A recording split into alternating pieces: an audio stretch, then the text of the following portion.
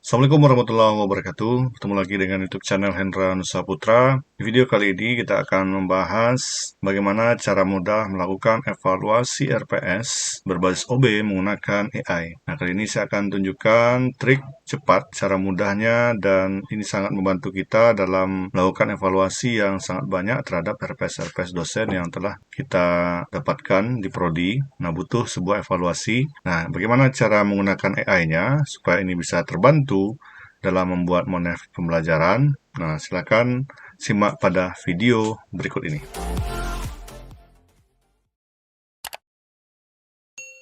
Baik, kita mulai tutorialnya. Nah, kawan-kawan bisa menggunakan aplikasi ChatGPT dan juga disiapkan file RPS yang akan kita coba evaluasi. Nah, di sini kita akan butuh beberapa prompt untuk perintah ChatGPT yang akan mengevaluasi RPS kita. Seterusnya, nanti kita akan upload file RPS tersebut di halaman ChatGPT ini. Jadi, bagi kawan-kawan yang akan menggunakan ChatGPT, saya sarankan untuk pembahasan ini menggunakan aplikasi ChatGPT yang versi premium.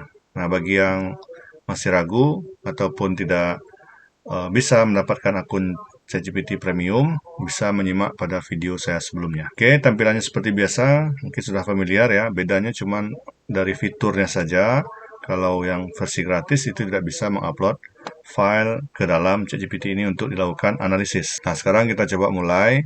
Ini sebelumnya saya sudah lakukan evaluasi, mungkin secara reviewnya dulu, yang pernah saya sudah cobakan.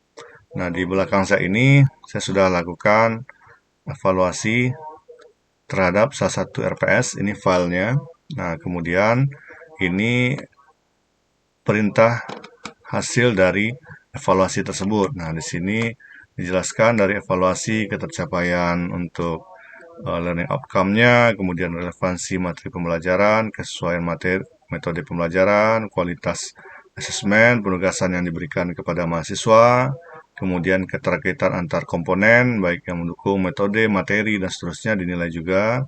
Kemudian di sini adalah implementasi efektivitas dari RPS tersebut, dan juga kita mintakan untuk evaluasi referensi pustaka yang diberikan dalam RPS. Nah, seperti itu kira. Nah, dalam hal ini kita mungkin tidak langsung dulu mengupload untuk file RPS kita. Kita butuh agar ChatGPT ini paham apa perintah yang akan kita lakukan di ujung akhirnya. Jadi kita runut ya. Baik, saya akan tunjukkan mulai dari awal. Di sini saya coba mulai dulu dari di sini bagian ini untuk create new. Nah, oke. Yang pertama kita lakukan, kita arahkan ChatGPT dulu untuk memberikan kita sebuah informasi atau peran ya. Jadi kalau supaya runut untuk pemahaman agar hasilnya bagus ya, kita berikan perintah kepada ChatGPT seperti ini. Jadi untuk prompt yang ini nanti Bapak Ibu kawan-kawan nanti bisa mengkopinya di bagian deskripsi video saya ini. Nah, seperti ini kira-kira perintah promptnya untuk yang langkah pertama. Jadi kita sampaikan seperti ini. Anda adalah seorang dosen, kemudian kita tanyakan ya, bagaimana cara menyusun RPS berbasis OB, apa yang perlu disampaikan dalam RPS tersebut. Nah, jadi kita minta dulu runut dari dasar dulu supaya ChatGPT ini paham ya. Jadi kita mintakan dia dulu membuatkan ini kepada kita. Nah, kita kirim.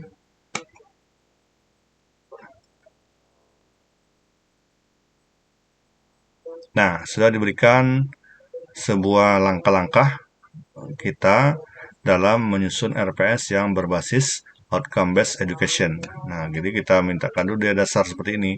Langkah-langkah menyusunnya, saya kira Bapak Ibu juga paham ini dengan aturan dasar seperti ini. Nah, juga diberikan detailnya di sini, jadi kita bisa baca dulu.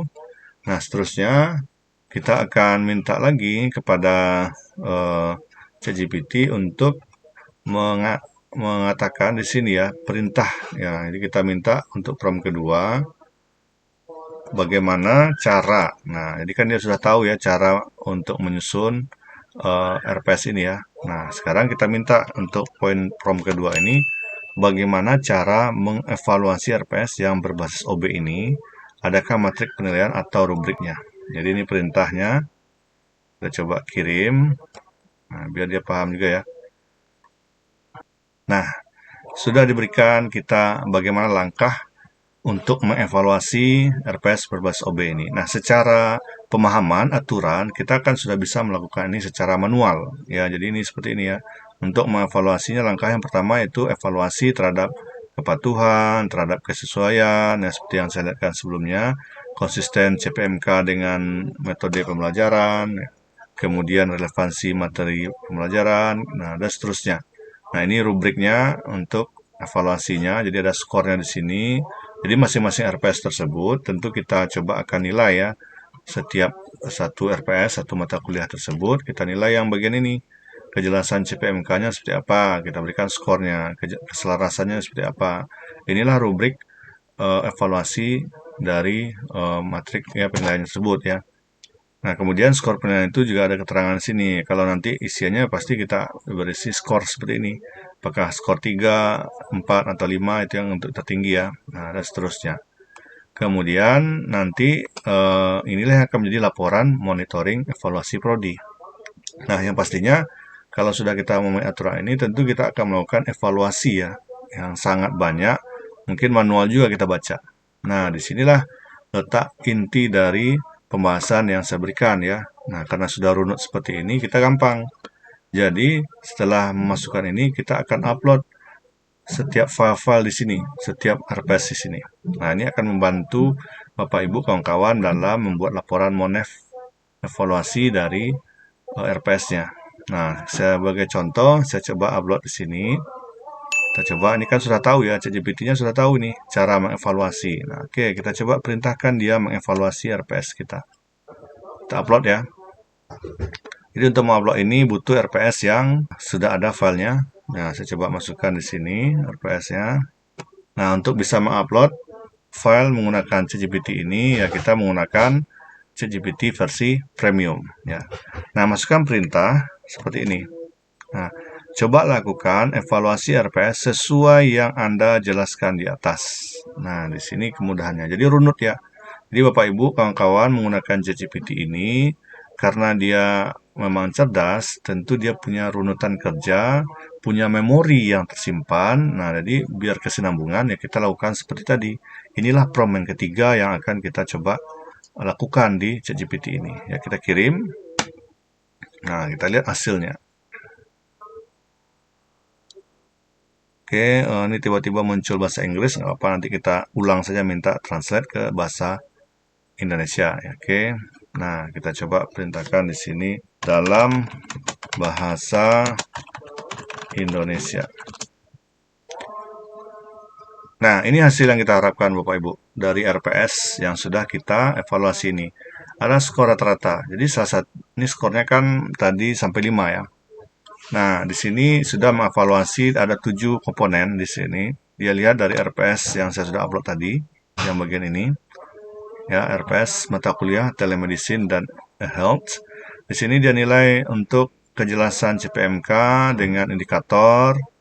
Ya, ini dia hasilnya tadi. Nah, CPMK telah didefinisikan mencakup aspek penting pemahaman.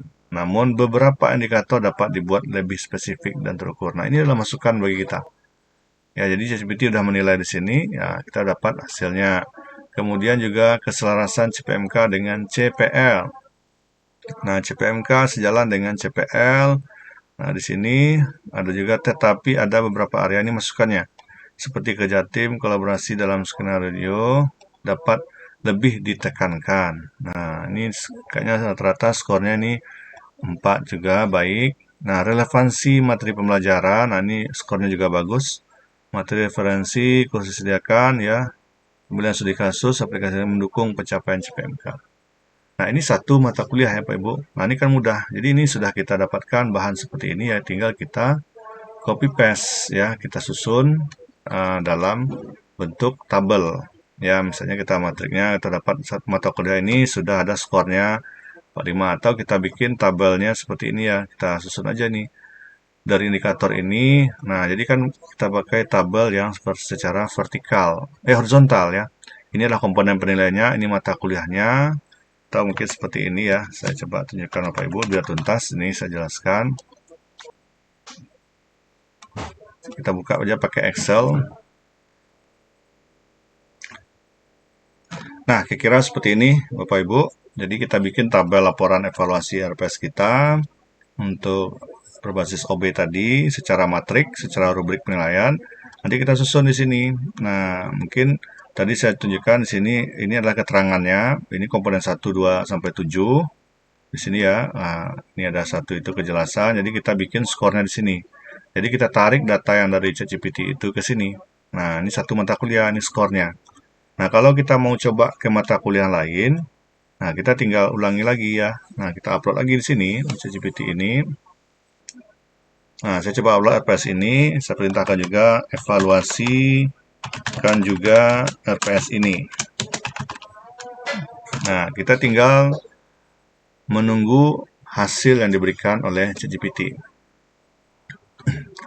Nah, ini 4. Nah, ini 4 juga, 4. Kalau bisa nanti yang teks penjelasan hasil evaluasi ini masukannya kita coba simpan juga ya Bapak Ibu sebagai laporan dalam narasi monef pembelajaran kita. Nah, di sini ada yang cukup. Nah, ini skornya 3,71. Jadi kita ambil di sini. Nah, 4, 4. Nah, ini ada 4, 4 sampai di 5, 3. Nah, di sini berarti ya 4.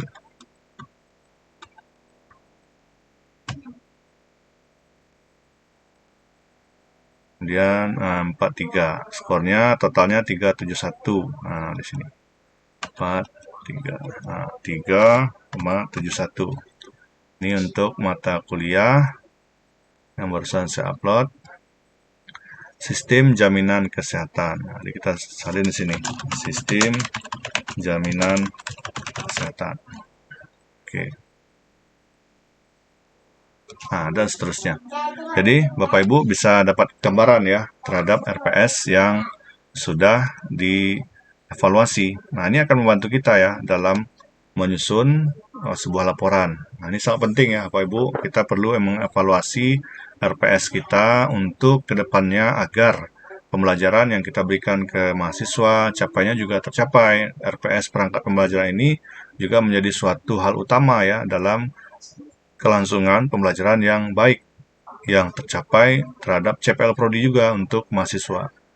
Saya kira itu mungkin Bapak Ibu sudah bisa memahaminya dalam penjelasan saya ini. Semoga ini terbantu khususnya Bapak Ibu dosen yang ditugasi dalam evaluasi ataupun bagian Prodi yang memang ada job pembuatan ini ataupun dari GKM gugus kendali mutu yang akan mengevaluasi RPS ini juga bisa melakukan cara seperti ini yang akan membantu. Yang terpenting ini harus runut ya. Apabila ini Bapak Ibu menyambung untuk membuat evaluasinya, yang penting file dari ChatGPT ini jangan hilang ya. Jadi kita bisa lanjutkan terus. Tapi kalau nanti kedepannya mau diulang lagi ya kita harus ulangi langkah prompt dari awal tadi. Nah, kira-kira seperti itu. Mudah-mudahan ini bermanfaat. Ya, jangan lupa di klik like dan subscribe agar nanti bisa mendapatkan video-video terbaru yang akan saya upload ke depannya.